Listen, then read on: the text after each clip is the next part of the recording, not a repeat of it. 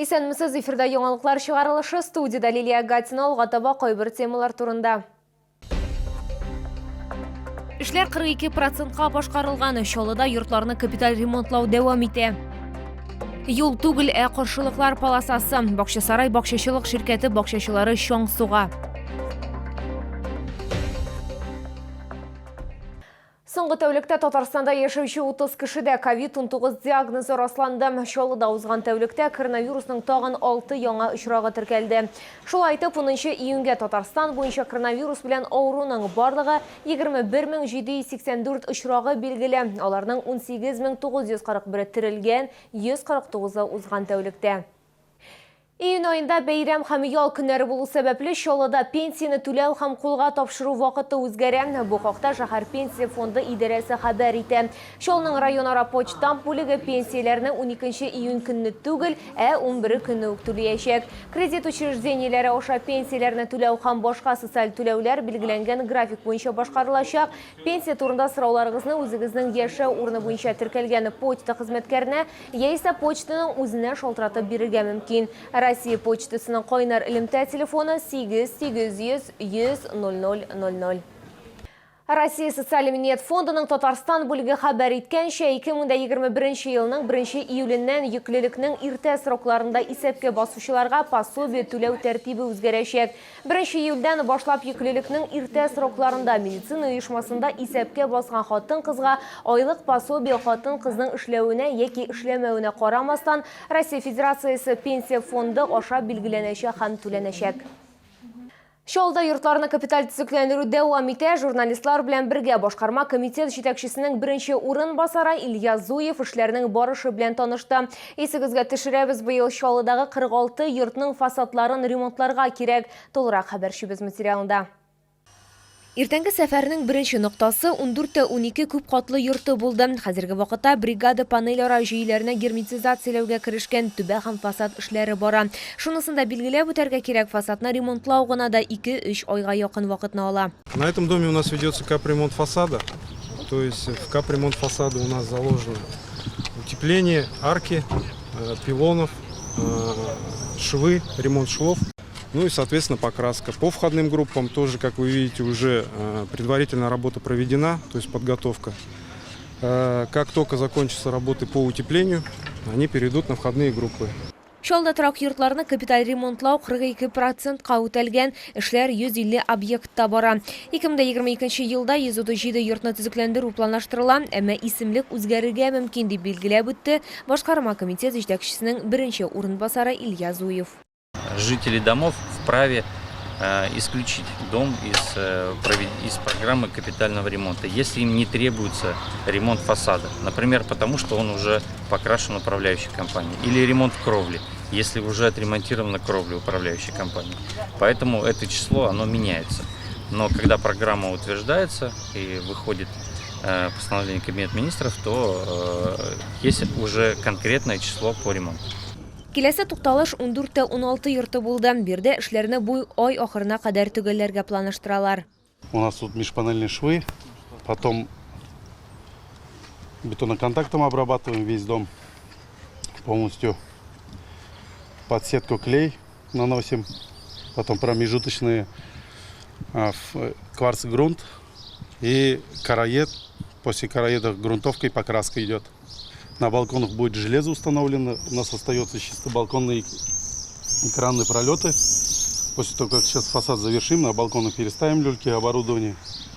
Все, я думаю, отмостку зальем, заканчиваем. 14.04 йорты тиздән тапшырылачак. Ул 90%-ка әзер. Капиталь ремонтны үткәрүгә техник контрольны торак коммуналь хезмәтләрнең сыйфатын контрольда тоту идарәсе гамәлгә ашыра. Проверяем выполнение подрядчиками своих обязательств по контракту. То есть мы смотрим, у нас 8 сотрудников, которые каждый день выходят на объект, фиксируют нарушения и тут же записывают в журнале работ, что нужно исправить по фасаду или по сантехнике или по кровле. Это вот все работы контролируются каждый день. Капиталь ремонт барышында 99 лифтта алмаштырылачак. Төзүчеләр 1 миллиард 466 миллион сумга 320 түрдә эшләр башкара. Финанслар торак милекчеләр акчаларын җәлеп итеп республика һәм шәһәр бюджетларыннан бүлеп бирелә. Лилия Гатина, Айдар Мусин, яңалыклар. Бакчасарай бакчачылык ширкәтенә алып баручы юл каршылыклар паласасын хәтерләтә. Мондый юллардан йөреп булмый, безгә ярдәм кирәк. Чалытыбының кайнар элемтәсенә Бакчасарай бакчалары мөрәҗәгать итте. Аларның сүзләренчә, мондый юллардан йөрү бик кыен, инде түзәрлек көч юк. Урынга безнең төшерү төркеме чыкты. Мы уже с 90-го года у нас огород.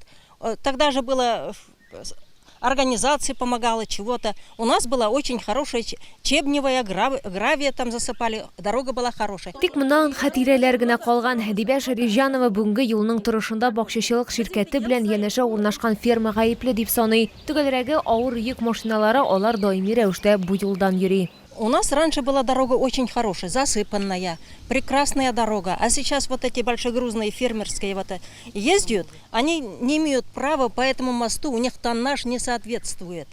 Но они ездят, и мы сколько машин, в прошлом году, каждый год по 10, по 15 даже бывало, щебень высыпаем, разровняем, но она при таких больших машинах раздавливается, растапчивается, и у нас ничего нет. Әмне Виктор Иванович бирдә участокны 6 ел элек сатып алган һәм аңа биредәге юллардан йөрү һәр вакыт кыенга туры килгән. Бигрәк тә һәр почмакта экстремаль аттракционга әверелә торган автобуста бару бик куркыныч. С перебоями идут, это автобус перекачивается, не в зависимости от того, что из-за этой дороги люди могут даже удариться в автобусе, не держась. Вот. Кыр һава торышында үз участогына барып җитәргә була. Әмма яңгыр яуса, автобус бакчачыларны асфальт беткәнче берничә чакрым алдан төшерә. Җәяү барырга туры килә. Үз автомобилендә йөрүчеләргә дә җиңел түгел. Мало того, что это грязь постоянная, после дождя каждый раз грязь, и потом она же вон какая разбитая, вы же сами видите. Естественно, машина страдает.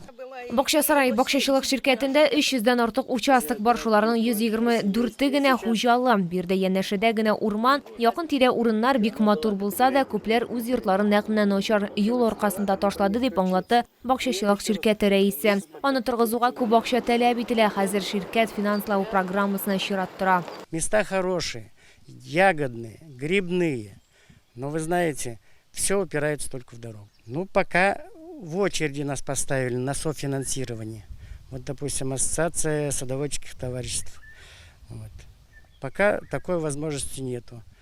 Вот как в очередь подойдет, тогда может быть нам что-то. Но мы должны вложиться в это. Акча табу җиңел түгел, хәтта программа ярдәмендә дә бакчачылык җәмгыятенә миллион сумга якын акча җыярга кирәк. Шуңа күрә бакчачылык безнең сюжет ярдәмендә түрәләрнең игътибарын аларның проблемаларына юнәлтергә өметләнә. Лилия Гатина, Валерия Новожилова, Илнур Гайфуллин, яңалыклар. Коронавирус пандемиясе фондында озакка сузылган чикләүләрдән соң Бигиш аэропорты халыкара рейсларны яңарта. 18 июньнән Мисырга җәйге программа старт ала дип хәбәр итә Татарстан Республикасы транспорт һәм юл хуҗалыгы министрлыгы. Тиешле карарны оператив штаб кабул итте. Рейслар Азур Air авиакомпаниясының чартер очышлары базасында башкарылачак. Компания шулай Каирдан популяр курортларга кадәр төркем трансферларын оештыра. Сәфәрне планлаштырганда транспорт министрлыгы туристларга гамәлдәге виза кагыйдәләре һәм илгә керү шартлары турында мәгълүмат белән игътибар белән танышырга киңәш итә. Сәяхәтчеләргә шулай ук Мисырга керү шартлары турында хәбәр иттеләр. Очып китү аэропортында аларга тискәре ПЦР тест белән бастырылган белешмә күрсәтергә кирәк булачак. Һәм сезнең исегезгә төшерәм, шәһәрдә COVID-19-га каршы вакцинация дәвам итә. Сүз уңайыннан прививкага Татарстан Республикасының дәүләт хезмәтләре порталы ашада язылырга була. Бу сезгә җиткерәсе соңгы мәгълүматыбыз иде. Мин Лилия Гатина сезнең белән сау булашам, исән-имин булыгыз.